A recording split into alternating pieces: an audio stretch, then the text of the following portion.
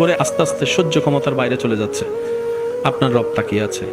শনিবার, রবিবার, সোমবার, মঙ্গলবার, বুধ হয়ে বৃহস্পতি হয়ে আবার শুক্রবার, সপ্তাহ চলে যাচ্ছে, মাস হয়ে যাচ্ছে। আপনি শুধু রবের দিকে তাকায় সবর করে আছেন। রবের যেই দিন ইচ্ছা হবে, রব ফেরেশতাকে বলবে, কিরে আমার বান্দাকে মাসের পর মাস, বছরের পর বছর কষ্ট দিচ্ছে, সেইভাবে ধৈর্য ধরে সহ্য করে আছে কেন?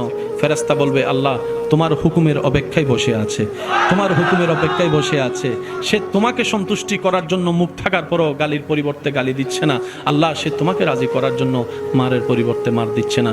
সে দুনিয়ার মানুষ সৃষ্টি তাকে কষ্ট দিচ্ছে, সে তোমার সৃষ্টিকে ভালোবাসা দিয়ে যাচ্ছে, মায়া দিয়ে যাচ্ছে, সেবা দিয়ে যাচ্ছে। রব্বুল আলামিন বলবে, আমার বান্দা আমার হুকুমের অপেক্ষায় বসে আছে, আমার বান্দা আমার সন্তুষ্টির অপেক্ষায় বসে আছে। এত কষ্ট সহ্য করছে, বুক ফেটে যাচ্ছে, চোখের পানি পড়ছে, তারপরও সে ধৈর্য ধরে আছে। ইন্নাল্লাহা মা'আস সাবিরিন।